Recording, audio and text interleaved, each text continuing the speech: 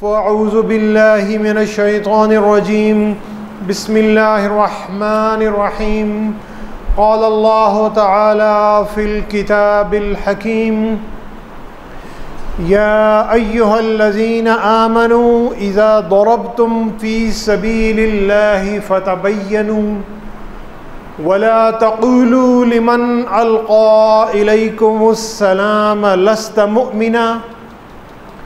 تبتغون عرض الحياة الدنيا فعند الله مغانم كثيرة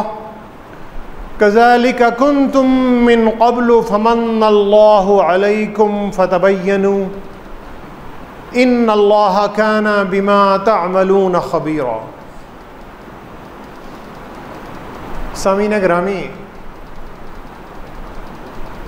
جس ماحول سے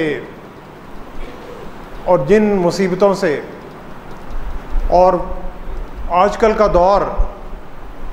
جو لگتا ہے کہ بہت ہی نفرتوں کا اور عداوتوں کا دور ہے،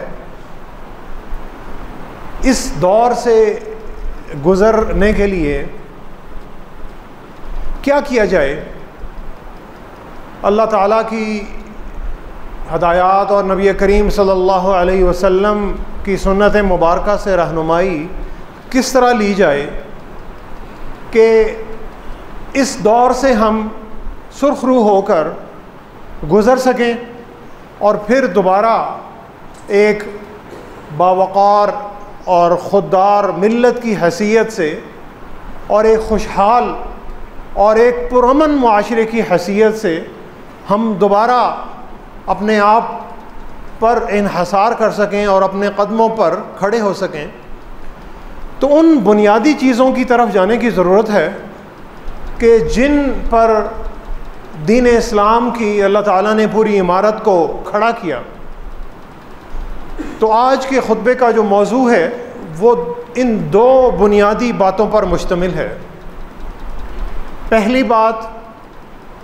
کہ دوسروں کے بارے میں بغیر تحقیق کیے اور بغیر صداقت کو دیکھے، بغیر باتوں کی تہ تک پہنچتے ہوئے اور بغیر کسی ثبوت کے دوسروں کے بارے میں کوئی بھی اپنی رائے قائم کر لینا، دوسروں کے معاملات میں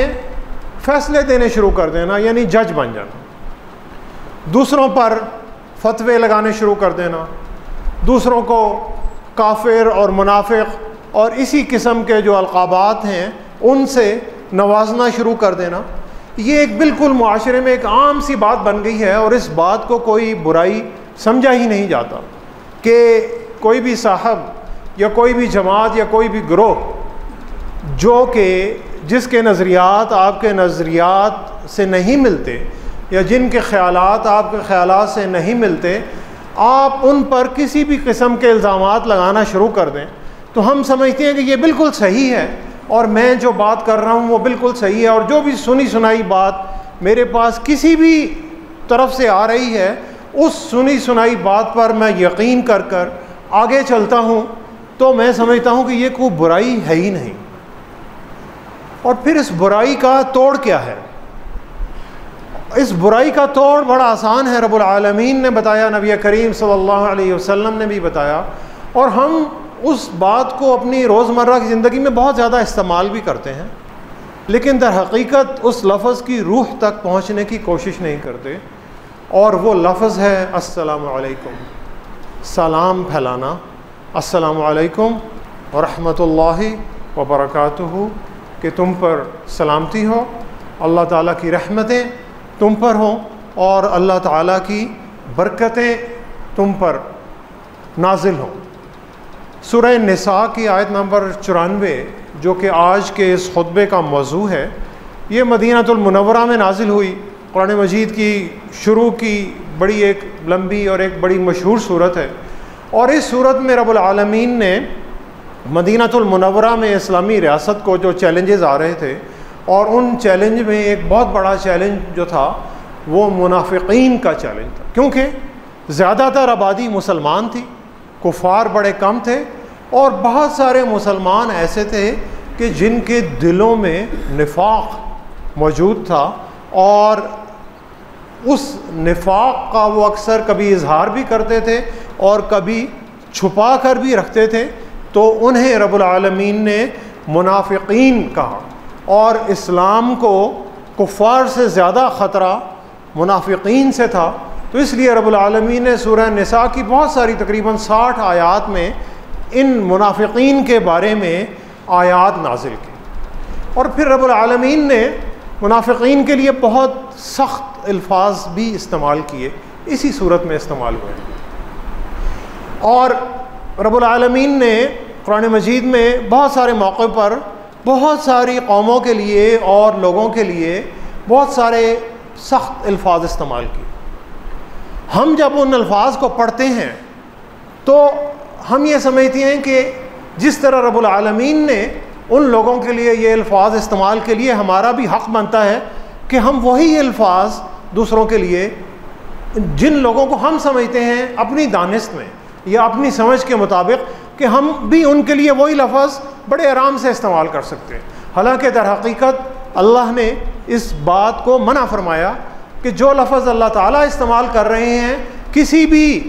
قوم کے بارے میں، کچھ لوگوں کے بارے میں، کسی ذات کے بارے میں، ہم وہ لفظ استعمال نہیں کر سکتے، کیونکہ رب العالمین وہ فیصلہ کرنے والے ہیں۔ اس فیصلے کا اختیار رب العالمین کے پاس ہے، میرے اور آپ کے پاس نہیں ہے۔ رب العالمین نے منافقین کے بارے میں اسی صورت میں کہا کہ ان المنافقین فی الدرک الاسفل من النار، کہ بے شک منافقین جہنم کا سب سے جو آخری یا سب سے جو بھیانک درجہ ہے اس درجے میں ہوں گے۔ لیکن کیونکہ منافقی جو ایک روگ ہے یا جو بیماری ہے وہ دل میں ہے، اور دل کی بیماری تو نہ مجھے سمجھ آتی ہے نہ آپ کو سمجھ آتی ہے، کسی کو سمجھ نہیں آتی، یہ صرف رب العالمین کو سمجھ آتی ہے۔ تو یہ اختیار رب العالمین نے ہی اپنے پاس رکھا، کیونکہ رب العالمین خالق ہیں، اور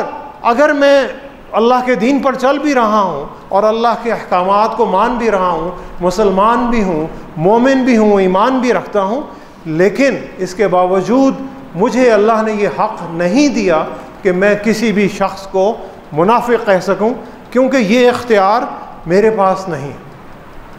دوسری مثال اسی بات کے بارے میں پیارے نبی صلی اللہ علیہ وسلم کی حیات طیبہ سے ملتی ہے کہ مسجد نبوی میں جب نبی کریم صلی اللہ علیہ وسلم مدینہ المنورہ میں تبلیغ کرتے تھے اور تعلیم و تربیت دیتے تھے، تو وہاں پر نجران کے ایک عیسائیوں کا وفد آتا ہے، اور وہاں پر ان کے لیے ٹھہرنے کی کوئی جگہ نہیں تھی، تو وہ جو نجرانی عیسائی اور اس وقت کے وہ جو بڑے اپنے راہب اور بڑے عیسائیت کے بہت بڑے عالم تھے، وہ آ کر اسی مسجد میں ٹھہرتے ہیں۔ مسجد نبوی میں نبی کریم صلی اللہ علیہ وسلم انہیں ٹھہرنے کی اجازت فرماتے ہیں، اور ان کی اور ان کے میزبان بنتے ہیں، اور انہیں اپنا مہمان بناتے ہیں اسی مسجد میں۔ اور اسی مسجد میں وہ عیسائی جب رہ رہے تھے تو وہ جس طرح اپنے کسی گرجا میں عبادت کرتے تھے، وہیں مسجد نبوی میں نبی کریم صلی اللہ علیہ وسلم کے سامنے اور صحابہ کرام کے سامنے وہ اسی طرح کی عبادت کرتے تھے۔ اور یہ بھی ہمیں پتہ ہے کہ سورہ مریم مکہ المکرمہ میں اس سے پہلے نازل ہو چکی تھی، اور سورہ مریم میں اللہ تعالیٰ نے عیسائیوں کے لیے بہت ہی سخت الفاظ استعمال کیے، کیونکہ وہ حضرت عیسیٰ علیہ السلام کو اللہ تعالیٰ کا بیٹا قرار دیتے تھے۔ وَقَالُوا اتَّخَذَ الرَّحْمَنُ وَلَدًا، سورہ مریم کی یہ بڑی مشہور آیات ہیں کہ جو اکثر ہم تلاوت بھی کرتے ہیں، کہ وہ کہتے ہیں کہ رحمان نے کسی کو اپنا بیٹا بنا لیا ہے۔ لَقَدْ جِئْتُمْ شَيْئًا إِدًّا، یہ کیسی اللہ تعالیٰ فرما رہے ہیں کہ کیسی بےہودہ اور ایک شرمناک اور بہت ہی شرم کی جتنی حدیں ہیں ان کو کراس کرتی ہوئی یہ بات ہے کہ جو یہ بات منہ سے نکالتے ہیں، تکاد السماوات یتفطرن منہ وتنشق الارض وتخر الجبال ہدا، قریب ہے کہ زمین پھٹ جائے، زمین شق ہو جائے، اور آسمان ٹکڑے ٹکڑے ہو جائے، اور پہاڑ ریزہ ریزہ ہو جائیں، ان دعوا للرحمن ولدا، کہ یہ عیسائی اس بات کا دعویٰ کرتے ہیں کہ رحمان کی اولاد، یعنی اللہ تعالیٰ نے بہت ہی سخت اور غصے والے لفظ استعمال کیے ان عیسائیوں کے لیے۔ لیکن نبی کریم صلی اللہ علیہ وسلم نے ان عیسائیوں کے لیے کبھی بھی کوئی سخت لفظ استعمال نہیں کیا، کیونکہ یہ لفظ جو اللہ تعالیٰ نے عیسائیوں کے لیے استعمال کی ہے، یہ لفظ استعمال کرنے کا اختیار رب العالمین کے پاس ہے۔ پیارے نبی صلی اللہ علیہ وسلم کے پاس اس چیز کا اختیار نہیں تھا۔ اور اس کی ایک اور مثال ہماری روزمرہ زندگی سے، جیسے گھر میں والد ہیں اور کوئی بچہ کوئی حرکت کرتا ہے اور والد صاحب اس کو تنبیہ کر رہے ہیں، اس کی ڈانٹ ڈپٹ ہو رہی ہے، اور اولاد میں سے ایک اور بھائی یا بہن اٹھتا ہے تو وہ بھی اسی بھائی کی تنبیہ کرنا اور اس کی ڈانٹ ڈپٹ کرنا شروع کر دیتا ہے، تو فوراً یا والد بھی کہے گا کہ بچے تم چپ ہو کے بیٹھ جاؤ، یہ میرا بیٹا ہے، میں اس کی تصحیح کر سکتا ہوں،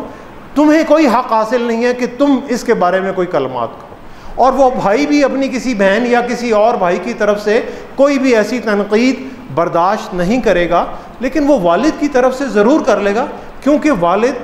کفیل ہے، والد کو یہ حق حاصل ہے کہ وہ اپنی کسی اولاد کی تصحیح کر سکے، اسے ڈانٹ ڈپٹ کر سکے، اسے تنبیہ کر سکے اور اسے ٹھیک راستے پر لانے کے لیے کوشش کر سکے۔ لیکن یہ کسی گھر میں کسی دوسرے فرد کے پاس یہ اختیار حاصل نہیں۔ تو کچھ اختیار اللہ تعالیٰ نے بحیثیت خالق اللہ کے پاس ہیں، اور جہاں جہاں پر اللہ نے اپنے غصے کا استعمال کیا ہمیں کسی کو یہ حق حاصل نہیں ہوا، نبی کریم صلی اللہ علیہ وسلم کو بھی یہ حق نہیں ملا کہ وہ اس غصے کا اظہار نبی کریم صلی اللہ علیہ وسلم ان لوگوں پر کر سکے۔ تو سورہ نساء کی اس آیت میں اللہ تعالیٰ یہ ہمیں حکم دے رہے ہیں، آیت نمبر 94 میں، اے ایمان والو، یا ایھا الذین آمنوا اذا ضربتم فی سبیل اللہ فتبینوا، اے ایمان والو جب تم جہاد کے لیے نکل رہے ہو۔ اب یہ روزمرہ زندگی کا حکم نہیں ہے کہ تم بازار میں جا رہے ہو یا اپنی کسی دفتر میں عام زندگی گزار رہے ہو، یہ وہ حکم ہے کہ جب تم جہاد پر جا رہے ہو اور تم بڑے چوکنا ہو، بڑے الرٹ ہو کہ تمہارے پر کہیں سے بھی کوئی حملہ ہو سکتا ہے، تو تم اس وقت، اور تمہیں کوئی اگر شخص ملے، کوئی گروہ ملے، فَتَبَيَّنُوا وَلَا تَقُولُوا لِمَنْ أَلْقَى إِلَيْكُمُ السَّلَامَ لَسْتَ مُؤْمِنًا، کوئی بھی ایسا شخص جو تم جنگ پر جا رہے ہو، یعنی دشمنوں کے پیچھے جا رہے ہو، دشمنوں کے علاقے میں جا رہے ہو، اور کوئی شخص تمہیں ملتا ہے، وَلَا تَقُولُوا لِمَنْ أَلْقَى إِلَيْكُمُ السَّلَامَ، وہ صرف تمہیں اگر سلام کرتا ہے، السلام علیکم کہتا ہے، تو تم اسے یہ نہیں کہہ سکتے لست مؤمنا کہ تم مومن نہیں۔ یعنی کتنا ایک واضح حکم رب العالمین دے رہے ہیں کہ تم ایک بڑی ہی ٹینشن کی حالت میں جا رہے ہو، کفار کے علاقے میں، تمہیں خطرہ بھی ہے، اور تمہیں یہ بھی لگتا ہے کہ تمہارا دشمن بھیس بدل کر تم سے جھوٹ بول کر نکل جائے گا، اور وہ تمہیں سلام کرتا ہے، تم اسے یہ بالکل نہیں کہہ سکتے لست مؤمنا کہ تم مومن نہیں ہو۔ فتبینوا، اور تم اس بات کی پوری تحقیق کر لو اس بات کرنے سے پہلے کہ تم مومن نہیں ہو۔ یعنی مومن مسلمان کے بعد کا درجہ ہے، اللہ کا بندہ پہلے کلمہ پڑھتا ہے، اسلام قبول کرتا ہے، اسلام قبول کر کے رب العالمین کی اور پیارے نبی صلی اللہ علیہ وسلم کی ہدایات پر عمل کرتا ہے، تو پھر اس کا ایمان مضبوط ہوتا ہے اور پھر اسے ہم مومن کہہ سکتے ہیں۔ تو اللہ تعالیٰ یہاں پر دوسرے درجے کی بات کر رہے ہیں، صرف مسلمان کی بات نہیں کر رہے کہ اگر وہ تمہیں صرف زبان سے سلام کہتا ہے تو تم اس کی تحقیق کر لو، اور تم اسے یہ نہیں کہہ سکتے کہ تم مومن نہیں ہو، چاہے وہ مومن ہو یا نہ ہو۔ تو سامعین گرامی، یہ سلام کی طاقت ہے کہ کوئی بھی شخص اگر آپ کو سلام کرتا ہے تو تمہیں کوئی حق حاصل نہیں ہے کہ تم اس کے بارے میں کوئی برا گمان کرو، اس کے بارے میں تم یہ بھی نہیں سوچ سکتے کہ یہ شخص تمہیں کوئی نقصان پہنچائے گا، یہ شخص تمہارے کسی مخالف قبیلے کا گروہ ہے، یہ تمہارے خلاف کوئی کام کرے گا، تم اس کے بارے میں کوئی ایسا گمان بھی نہیں کر سکتے۔ اور اگر اس گمان سے بڑھ کر تم کسی سلام کرنے والے شخص پر کوئی کفر کا فتویٰ لگاتے ہو، کوئی منافق ہونے کا فتویٰ لگاتے ہو، کوئی جھوٹا ہونے کا فتویٰ لگاتے ہو، اور کسی غداری کا فتویٰ لگاتے ہو، تو یاد رکھو تبتغون عرض الحیات الدنیا، کیا تم دنیاوی زندگی کا مال و دولت اور ساز و سامان اکٹھا کرنا چاہتے ہو؟ تبتغون عرض الحیات الدنیا، تمہارے پاس اللہ کی خوشنودی تمہارا مقصد نہیں ہے، تمہارا مقصد یہ ہے کہ تم دوسروں پر الزام لگا کر دنیا کا مال و دولت اور جاہ و جلال اکٹھا کرنا شروع کر دو، اور تم اپنی شہرت کے تقاضی ہو، اللہ کی خوشنودی کے تم طلبگار نہیں ہو۔ فعند اللہ مغانم کثیرہ، جان رکھو کہ اللہ کے پاس، رب العالمین کے پاس بہت ہی زیادہ دولت اور بہت ہی زیادہ مال غنیمت اور بہت ہی نعمتیں اللہ کے پاس ہیں، جو اللہ تعالیٰ تمہیں اس دنیا میں بھی دے سکتے ہیں اور اللہ تعالیٰ تمہیں آخرت میں بھی دے دیں گے۔ کذالک کنتم من قبل،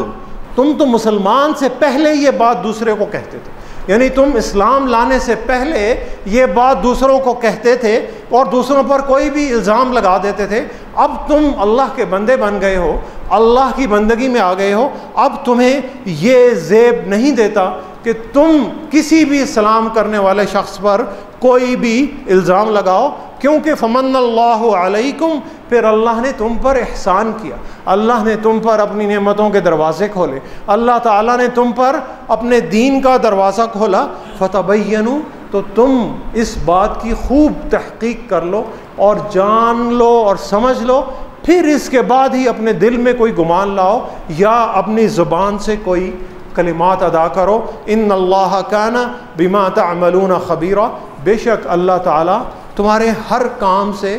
پوری طرح باخبر ہے، جو بات تم سوچتے بھی ہو اس سے بھی باخبر ہیں، اور جو لفظ تم منہ سے ادا کرتے ہو اس سے بھی باخبر ہیں، اور جو تمہاری نیت ہے اس سے بھی باخبر ہیں، اور جو تمہارا عمل ہے اس سے بھی رب العالمین پوری طرح باخبر ہے۔ یعنی کسی بھی شخص کے بارے میں جو صرف آپ کو سلام کر رہا ہے، السلام علیکم کہہ رہا ہے، اس شخص کے بارے میں اپنے دل میں کوئی برا خیال لانے کی ضرورت نہیں۔ سامعین گرامی، مسلمان معاشرے کی بنیاد اسی السلام علیکم ورحمۃ اللہ وبرکاتہ پر رکھتی گئی۔ جب ایک اللہ کا بندہ کسی دوسرے بندے کو السلام علیکم کہتا ہے کہ میں تم پر سلامتی بھیج رہا ہوں، تمہارے لیے امن چاہ رہا ہوں، تمہارے لیے محبت اور تمہارے لیے اخوت چاہ رہا ہوں، تو وہ حلف اٹھا رہا ہے اللہ کے حضور، وہ اللہ کے حضور حلف اٹھا رہا ہے کہ میں اپنے اس مسلمان بھائی یا بہن کو کوئی دھوکہ نہیں دینا چاہتا، میں اپنے اس مسلمان بھائی یا بہن کا جو بھی انٹرسٹ ہے، میں دل سے چاہتا ہوں کہ یہ ترقی کرے، یہ ہدایت پر آئے، یہ اچھے راستے پر چلے، یہ اگر میں نے اسے کوئی نصیحت بھی کرنی ہے تو اس کی بہتری میرے دل میں ہے۔ جیسے والدین اپنے بچوں کو جب نصیحت کرتے ہیں تو اس کے بارے میں بڑی سخت نصیحت بھی ہوتی ہے، تو اکثر بچے اولاد کو کہا جاتا ہے کہ تم مائنڈ نہیں کرو، کیونکہ والدین دل سے تمہاری بہتری چاہتے ہیں اور اس لیے وہ تمہیں نصیحت کر رہے ہیں۔ اور جب اللہ کا بندہ کسی دوسرے بندے کو سلام کر رہا ہے تو وہ حلفاً اس چیز کا اعلان کر رہا ہے کہ مجھے تمہیں نقصان پہنچانے کی، ذرہ برابر نقصان پہنچانے کی کوئی بھی نیت میرے دل میں نہیں۔ اگر دل میں ہے تو پھر سلام نہیں کریں، منہ پھیر کے نکل جائیں، لیکن جب کسی کو سلام کر لیا تو پھر میرے دل میں یہ ہے کہ میں اپنے اس بھائی یا بہن سے کوئی بھی ناجائز فائدہ حاصل کرنے کی کوئی بھی نیت نہیں ہے، اس بندے یا اس اللہ کی بندی کے خلاف کام کرنے کی میرے دل میں کوئی نیت نہیں ہے، میں جو بھی چیز اپنے لیے پسند کر رہا ہوں وہی اپنے اس بھائی کے لیے پسند کر رہا ہوں۔ سامعین گرامی، یہ السلام علیکم ورحمۃ اللہ وبرکاتہ کی بنیاد ہے کہ جس بنیاد پر نبی کریم صلی اللہ علیہ وسلم نے اس پورے اسلامی معاشرے کی بنیاد کو تعمیر کیا اور اس بنیاد پر اس عمارت کو کھڑا کیا۔ السلام علیکم کہنا سنت نبوی ہے صلی اللہ علیہ وسلم، لیکن سلام کا جواب دینا ہر مسلمان پر فرض ہے۔ نبی کریم صلی اللہ علیہ وسلم نے فرمایا کہ ایک مسلمان کے دوسرے مسلمان پر 5 حق ہیں۔ پہلا حق، جب وہ سلام کرے تو اس کا جواب دے، وعلیکم السلام ورحمۃ اللہ وبرکاتہ۔ تم پر بھی سلامتی ہو، تم پر بھی امن ہو، اور تم پر بھی اللہ تعالیٰ کی رحمتیں اور برکتیں نازل ہوں۔ دوسرا حق کہ جب اللہ کا ایک مسلمان بندہ بیمار ہو جائے تو اس کا جو دوست اور اس کا جو ساتھی اور رشتہ دار ہے اس کی عیادت کرے۔ تیسرا حق وہ جب اس دنیا سے رخصت ہو جائے تو اس کی نماز جنازہ میں شریک ہو۔ چوتھا حق جب وہ اسے دعوت دے اس کی دعوت کو قبول کرے، اس کی دعوت کو ٹھکرائے نہیں۔ اور پانچواں حق کہ جب اسے چھینک آئے تو اس کے لیے اللہ تعالیٰ سے اس کی رحم کے لیے دعا کرے کہ اللہ تعالیٰ اس پر اپنی رحمتیں نازل فرمائیں۔ اور قرآن مجید میں اللہ تعالیٰ نے اسی بات کو 2 3 4 جگہ پر اور بھی دہرایا، وَإِذَا حُيِّيتُم بِتَحِيَّةٍ فَحَيُّوا بِأَحْسَنَ مِنْهَا أَوْ رُدُّوهَا۔ جب تمہیں سلامتی کی دعا دی جائے، جب تمہیں کوئی بھی شخص سلامتی کی دعا دے تو تم اس سے بہتر طریقے سے اسے دعا دو۔ یعنی دعا کا وہ درجہ ہے کہ جب بندہ دل سے کسی دوسرے بندے کے لیے چاہ رہا ہے، کیونکہ ہم جب دعا کرتے ہیں تو کس کے لیے دعا کرتے ہیں؟ صرف اپنے بہت ہی پیاروں کے لیے دعا کرتے ہیں۔ یہاں پر رب العالمین اور پیارے نبی صلی اللہ علیہ وسلم اس پوری امن اور محبت کے پیغام کو اس پوری مسلم امت تک پہنچا رہے ہیں کہ تم اپنے بھائیوں کے لیے اور مسلمان معاشرے میں رہنے والوں کے لیے دعا کرو، اور اگر اس سے بہتر طریقے سے دعا کرو، اور اگر تم اس سے بہتر طریقے سے دعا نہیں کر سکتے تو کم از کم انہوں نے جتنی تمہیں دعا دی ہے ان کی دعا کو اور ردوہا، کم از کم ان کی دعا کو تو لوٹا دو۔ اور پیارے نبی صلی اللہ علیہ وسلم نے فرمایا کہ رب العالمین کے قریب اللہ کا وہ بندہ ہے جو سلام کرنے میں سبقت لیتا ہے، جو سلام کرنے میں سب سے پہلے سلام کرنے کی کوشش کرتا ہے دوسرے کو، کیونکہ وہ دل سے چاہتا ہے کہ میں اس پر اللہ تعالیٰ کی رحمتیں اور برکتیں بھیجوں، تاکہ یہی پھر اللہ کا بندہ جواب میں میرے لیے بھی دعا کرے اور میرے لیے بھی اللہ تعالیٰ کی رحمتیں اور برکتیں بھیجے۔ مال و دولت میں سبقت لے جانے کی کوشش نہ کرے، جاہ و جلال میں اور عزت میں اور شہرت میں اور ووٹ میں اور فالوورز میں سبقت لینے کی کوشش نہ کرے، کیونکہ سامعین گرامی اللہ تعالیٰ کے لیے محبت، پیار، اخوت اور معاشرے میں ہم آہنگی جو ہے وہ مال اور دولت اور شان و شوکت اور جاہ و جلال اور جو فالوورز ہے اس سے کہیں زیادہ اہم ہے۔ کسی بھی معاشرے کی بنیاد محبت، اخوت، پیار پر اور خلوص پر اور ہم آہنگی پر رکھی جاتی ہے، اور جس معاشرے میں محبت کی بجائے نفرتیں اور دشمنیاں پروان چڑھتی ہیں ان معاشروں میں کبھی بھی امن نہیں ہو سکتا۔ اور جب رب العالمین نے اپنا یہ پیغام قرآن پاک بھیجا اور نبی کریم صلی اللہ علیہ وسلم نے اسی کلام پاک کو مکہ المکرمہ کے جو بڑے شقی القلب اور بڑے ہی وہ جنگجو اور بہت ہی ظالم قسم کے جو لوگ تھے، اور جب ان کے سامنے رکھا اور جب پھر ان میں سے کچھ نے اللہ کی دعوت قبول کر لی تو اللہ تعالیٰ پھر انہیں یاد کراتے ہیں کہ یاد کرو اس وقت کو، وَاذْكُرُوا نِعْمَةَ اللَّهِ عَلَيْكُمْ إِذْ كُنْتُمْ أَعْدَاءً فَأَلَّفَ بَيْنَ قُلُوبِكُمْ۔ یاد کرو اس وقت کو کہ جب تم ایک دوسرے کے جانی دشمن تھے، اور پھر اللہ تعالیٰ نے فَأَلَّفَ بَيْنَ قُلُوبِكُمْ، اللہ تعالیٰ نے تمہارے دلوں کو ایک دوسرے کے ساتھ جوڑ دیا اور تمہارے دلوں میں ایک دوسرے کے لیے محبت پیدا کر دی۔ فَأَصْبَحْتُمْ بِنِعْمَتِهِ إِخْوَانًا، اور پھر تم اللہ کی نعمت سے، اللہ کی رحمت سے ایک دوسرے کے بھائی بھائی بن کر ایک امت بن گئے۔ جب تم ایک دوسرے کے بھائی بھائی بن کر ایک امت بن گئے، یہ اللہ کی رحمت تھی کہ تم آگ کے کنارے پر کھڑے تھے اور اللہ تعالیٰ نے تمہیں اس آگ کے کنارے سے اٹھایا، تمہاری جانی دشمنیوں کو اللہ تعالیٰ نے تمہاری جگری دوستیوں میں تبدیل کر دیا، تمہارے دلوں میں ایک دوسرے کے لیے پیار اور محبت اور اخوت کے جذبات ڈال دیے اور تمہیں ایک دوسرے کا بھائی بھائی بنا دیا۔ پیارے نبی صلی اللہ علیہ وسلم نے فرمایا کہ جب اللہ کے دو بندے ایک دوسرے کو ملتے ہیں، دو مسلمان جب ایک دوسرے کو ملتے ہیں اور ایک دوسرے پر سلامتی بھیجتے ہیں، یعنی ایک دوسرے کو سلام کرتے ہیں، تو ان کے جدا ہونے سے پہلے رب العالمین ان دونوں کے سارے گناہ معاف فرما دیتے ہیں۔ یعنی کتنی پیاری اور کتنی خوبصورت اور کتنی ہی میں سمجھتا ہوں دل موہ لینے والی بات نبی کریم صلی اللہ علیہ وسلم نے فرمائی. اور یہ بات ہم اکثر کرتے ہیں, سلام بھی کرتے ہیں, لیکن دل صاف نہیں ہوتا. منہ سے سلام کیا اور دل صاف نہیں ہے تو منہ سے تو کہہ دیا, دل سے دعا نہیں نکلی. دل سے دعا نہیں نکلی تو سلام پورا نہیں ہوا. دل سے جب دعا نکلتی ہے سلام پورا ہو گیا. دوسرے بھائی نے بھی آپ کے لیے دل سے دعا کی, سلام پورا ہو گیا. آپ نے 30 سیکنڈ بات کی, آپ نے 1 منٹ بات کی, آپ جدا ہو گئے. آپ کے جدا ہونے سے پہلے دونوں کے سارے گناہ رب العالمین نے معاف کر دیے. اتنی بڑی نیکی اور اتنی بڑی رحمتیں اور برکتیں اس چھوٹی سی بات کے لیے, جو بات ہم کرتے رہتے ہیں اپنی روزمرہ زندگی میں. ہماری جتنی بھی ملاقاتیں ہوتی ہیں سلام سے ہی شروع ہوتی ہیں, لیکن سلام کے بعد دلوں میں اسی طرح ہی نفرتیں بڑھتی رہتی ہیں, عداوتیں بڑھتی رہتی ہیں. بناوٹی مسکراہٹ تو چہرے پہ ہوتی ہے, دلوں میں مسکراہٹ نہیں ہوتی, دلوں میں پیار اور دلوں میں محبت نہیں ہوتا. سامعین گرامی, اللہ کی اس دنیا میں ہر شخص کی طبیعت مختلف ہے,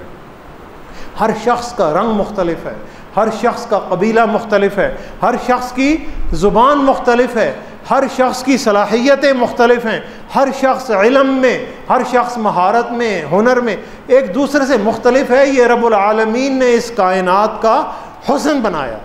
اور جتنے بھی اللہ کے بندے ہیں وہ ابن آدم ہیں, حضرت آدم علیہ السلام کی اور ہمارے والد ان کی اولاد ہیں اور ان کی اولاد ہی سے نکلے ہیں. اور یہی جو مختلف رنگ ہیں اللہ کی اس دنیا میں, یہ اسی دنیا کا حسن ہے. اور حضرت آدم مٹی سے بنے تھے. کسی بھی باغ میں پھول مختلف رنگ کے ہوتے ہیں, درخت مختلف رنگ کے ہوتے ہیں, پھولوں کے ساتھ کانٹے بھی ہوتے ہیں. کچھ لوگ سمجھتے ہیں کہ کانٹے پھولوں کے ساتھ تکلیف دیتے ہیں, اور کچھ لوگ اسی بات پر خوش ہوتے ہیں کہ کانٹوں کے ساتھ پھول بھی ہیں.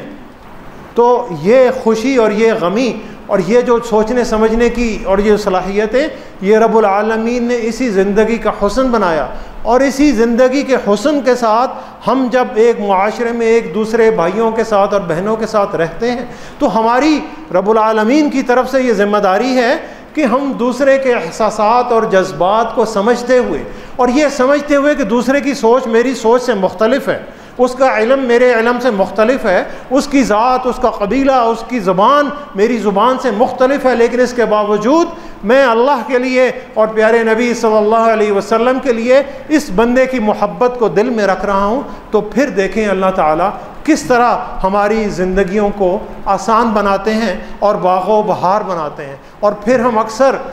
لوگوں کا مذاق اڑاتے ہیں زبان کی بنا پر, قبیلے کی بنا پر مذاق, اور اکثر ہمارے بہت سارے لطیفے ہیں اور ہم سمجھتے ہیں کہ یہ عمومی طور پر یہ کہنے میں کوئی حرج ہی نہیں, لیکن یہی پھر مذاق بڑھ بڑھ کر عداوتوں میں اور نفرتوں میں تبدیل ہوتے چلے جاتے ہیں. تو سامعین گرامی, اللہ تعالیٰ کہہ رہے ہیں فتبینوا, کوئی بھی بات کرنے سے پہلے, سوچنے سے پہلے بھی تحقیق کر لو اور دوسروں کے بارے میں رائے نہیں دو,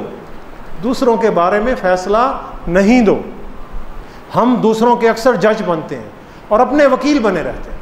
اپنی غلطی کو پوری طرح سے اس کا دفاع کریں گے, ڈیفینڈ کریں گے, اور دوسروں کے بارے میں کھلے عام اپنی رائے کا اظہار کریں گے کہ وہ تو ایسا ہے. اللہ تعالیٰ کہہ رہے ہیں کہ اپنی طرف دیکھو, اپنی ذات کے جج بنو, اور دوسروں نے اگر غلطی بھی کی ہے اس غلطی کو درگزر کر دو. اللہ تعالیٰ بھی تمہاری غلطیوں کو درگزر کرتے ہیں, اور دوسروں نے اگر کوئی غلطی کی ہے اس کی غلطی کو معاف کر دو. صرف ایک غلطی کی بنیاد پر اپنے معاشرے میں کوئی فساد اور بگاڑ پیدا نہیں کرو. کسی نے اگر غلطی کر لی ہے اور اس غلطی کا اور اسے احساس بھی ہو گیا ہے اور ندامت بھی ہے تو رب العالمین معاف کر دیتے ہیں. تمہاری کیا اوقات ہے, تم بھی اللہ کی خاطر اسے معاف کر دو, اللہ تعالیٰ تمہارے بھی بہت سارے گناہ معاف کر دیں گے. سامعین گرامی, اللہ تعالیٰ پرفیکشن نہیں چاہتے, لیکن ہم چاہتے ہیں کہ دوسرے بندے جو ہیں وہ بالکل پرفیکٹ ہو جائیں, وہ ذات کامل ہو جائیں, اور میں جیسا کا جیسا ہوں ویسا ہی رہوں. سامعین گرامی, نہیں, اللہ تعالیٰ کوششیں دیکھ رہے ہیں, تو ہم نے بھی دوسروں کی کوششوں کو دیکھنا ہے, کیونکہ شیطان تمہارا سب سے بڑا دشمن ہے. وہ اس معاشرے میں چاہتا ہے کہ فساد ہو, بگاڑ ہو. وہ تمہیں کہتا ہے کہ میں تو بڑا اچھا ہوں, میری پارٹی تو بڑی اچھی ہے، میرا گروہ تو بڑا اچھا ہے، میرا لیڈر تو بڑا اچھا ہے، میرا ادارہ تو بڑا اچھا ہے، وہ کبھی غلط کام نہیں کرتا، اور یہ جو دوسرے سارے جو ہیں یہ دشمن ہیں، یہ ملک کو بھی تباہ کر رہے ہیں، قوم اور ملت کے مفاد کے خلاف کام کر رہے ہیں۔ سامعین گرامی، یہ موازنہ شیطان دے رہا ہے۔ اس شیطان کی سوچ کو رحمان کے کلام سے ہٹانا ہے اور اسے دور کرنا ہے، اور یہ بھی سوچ کہ میں بہت اعلیٰ ہوں اور دوسرے سارے بڑے تھرڈ کلاس ہیں، یہ شیطان کی سوچ ہے، شیطان کی تفریق ہے، رحمان کی سوچ نہیں ہے۔ اس تفریق سے دشمن کو فائدہ ہوتا ہے، اس تفریق سے ملت کمزور ہوتی ہے، اس تفریق سے معاشرے میں بگاڑ پیدا ہوتا ہے، اس تفریق سے معاشرے میں بے چینی پیدا ہوتی ہے، بھائیوں کے درمیان، خاندانوں کے درمیان، قبیلوں کے درمیان، پارٹیوں کے درمیان، جماعتوں کے اور گروہوں کے درمیان نفرتیں بڑھتی چلی جاتی ہیں۔ پھر وہ وقت آ جاتا ہے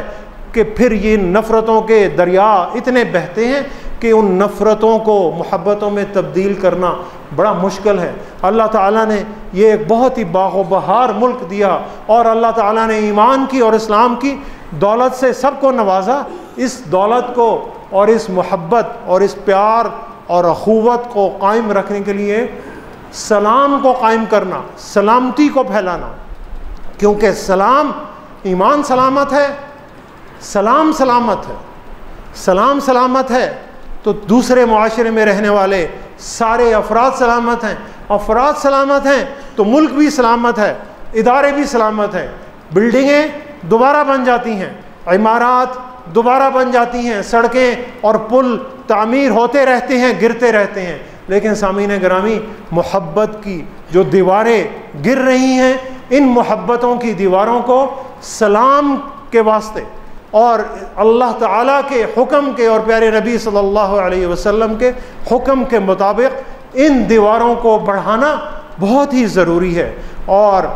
سب سے بڑھ کر مسلمان کی جان، مال اور عزت کی حفاظت ہر مسلمان کا فرض، ہر مسلمان کا انفرادی اور اجتماعی فرض ہے کہ وہ دوسرے مسلمان کی جان، مال اور عزت کی حفاظت کرے۔ اور نبی کریم صلی اللہ علیہ وسلم نے مسلمان کی جان، مسلمان کا مال اور مسلمان کی عزت کو کعبۃ اللہ کی حرمت سے بھی زیادہ قرار دیا۔ اور نبی کریم صلی اللہ علیہ وسلم کی یہ حدیث مبارکہ، مشہور حدیث مبارکہ ہے کہ نبی کریم صلی اللہ علیہ وسلم نے کعبۃ اللہ کو مخاطب ہو کر کہا کہ اے کعبۃ اللہ، تو بڑا محترم ہے، اللہ کا گھر ہے، لیکن اللہ کی قسم، ایک مسلمان کی جان، ایک مسلمان کا مال اور ایک مسلمان کی عزت تیری حرمت سے بھی زیادہ اہم ہے۔ ان حرمتوں کی حفاظت کرنا ہم سب کا فرض ہے۔ پیار کو اور محبت کو اور اخوتوں کو بڑھانا اور نفرتوں کو مٹانا ہم سب کا فرض ہے۔ اسی فرض کو لے کر چلنا ہے، اسی فرض کو لے کر چلیں گے تو مسلمان کہلائیں، اس فرض کو چھوڑیں گے تو مسلمان نہیں ہیں۔ جو بھی گرتا نظر آتا ہے اٹھا لیتے ہیں، جو بھی گرتا نظر آتا ہے اٹھا لیتے ہیں، دوست اپنا رہے یا دشمن ایمان جانا، ہم سلامت ہے، ہم سلامت ہیں تو دنیا ہے سلامت ہم سے، ہم سلامت ہیں تو دنیا ہے سلامت ہم سے، اسی لیے تو نام اپنا ہے مسلمان جانا۔ المسلم من سلم المسلمون من لسانہ ویدہ۔ نبی کریم صلی اللہ علیہ وسلم نے فرمایا کہ مسلمان وہ ہے کہ جس کی زبان اور جس کے ہاتھ سے دوسرے مسلمان محفوظ رہتے ہیں۔ تو سامعین گرامی، اپنا جائزہ لیں کہ ہم کس مقام پر کھڑے ہیں، تو اللہ تعالیٰ دعا کریں کہ اللہ تعالیٰ ہمیں دوسروں سے اپنا موازنہ نہ کرنے اور جج، دوسروں کے معاملے میں جج بننے سے بچنے کی اللہ تعالیٰ ہمیں توفیق عطا فرمائے۔ اللہ تعالیٰ ہمیں اپنی خامیوں کو جانچنے اور اپنی خامیوں کی تصحیح کرنے کی توفیق عطا فرمائے، اور اللہ تعالیٰ ہمارے لیے سب مسلمانوں کی جان، مال اور عزت کو اپنی جان، اپنی مال اور اپنی عزت کی طرح محترم سمجھنے کی اللہ تعالیٰ ہمیں توفیق عطا فرمائے۔ صدق اللہ العلی العظیم ونفعنی وإياكم بآياته والذكر الحكيم إنه تعالى جواد كريم ملك برء رؤوف رحيم۔